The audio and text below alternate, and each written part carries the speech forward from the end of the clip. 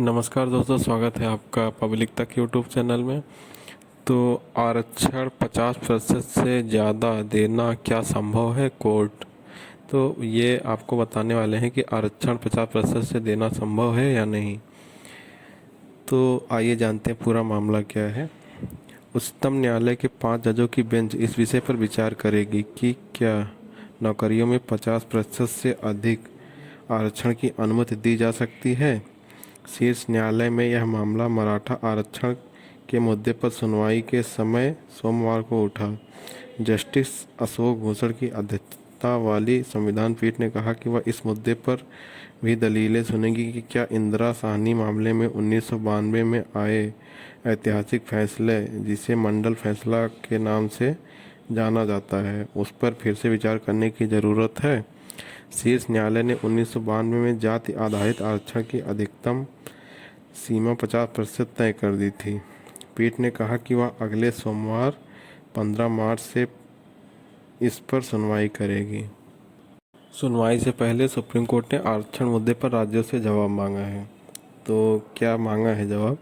तो क्या किसी राज्य की विधायिका किसी विशेष जाति को आरक्षण देने के लिए किसी वर्ग को सामाजिक और शैक्षणिक रूप से पिछड़ा घोषित करने में सक्षम है? सुप्रीम कोर्ट ने सोमवार को राज्यों से इस पर लिखित जवाब मांगा है।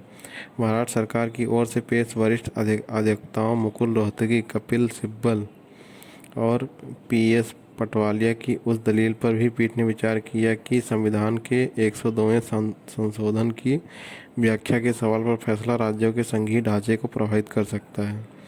तमिलनाडु में 50% से ज़्यादा आरक्षण। देश के कई राज्यों जैसे तमिलनाडु में 50% से ज़्यादा आरक्षण है। महाराष्ट्र में 2018 में मराठा समुदाय को आरक्षण नियम लागू किया। जल्द सुनवाई की दरकार।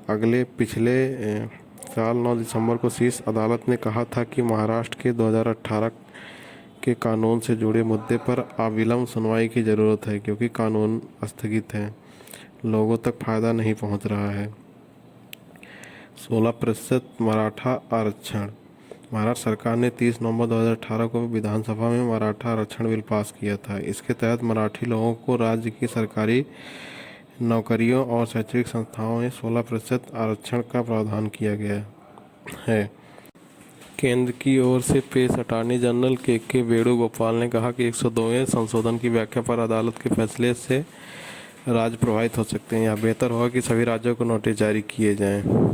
इससे पहले अदालत ने 5 फरवरी को कहा था कि शिक्षा एवं नौकरियों में मराठा समुदाय को आरक्षण देने से संबंधित दाखिल याचिकाओं 8 मार्च से ऑनलाइन सुनवाई शुरू करेगा।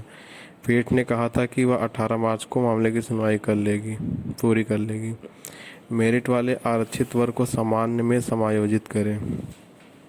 सुप्रीम कोर्ट ने दोहराया है कि सामान्य श्रेणी के उम्मीदवारों के लिए कट ऑफ अंक से अधिक अंक पाने वाले आरक्षित श्रेणी के उम्मीदवारों को उनकी योग्यता के आधार पर सामान्य श्रेणी के खिलाफ समायोजित किया जाना चाहिए, न कि आरक्षित वर्ग से। अदालत ने तमिलनाडु राज्य और अन्य बनाम के शोभना आदि मामले में पूर्व की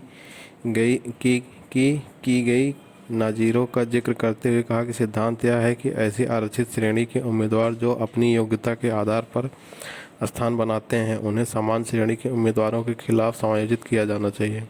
जस्टिस संजय किशन कौल की अध्यक्षता वाली पीठ मद्रास उच्च न्यायालय के निर्णयों के खिलाफ तमिलनाडु राज्य सरकार द्वारा दायर एक अपील पर विचार कर रही है। तो क्या है मामला?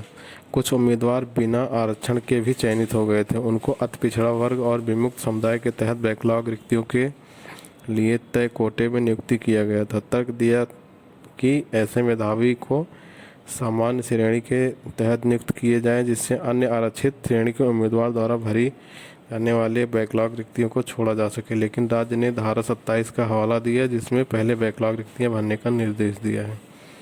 तो आपको हमारा वीडियो कैसा लगा कमेंट कर ज़रूर बताएं। धन्यवाद।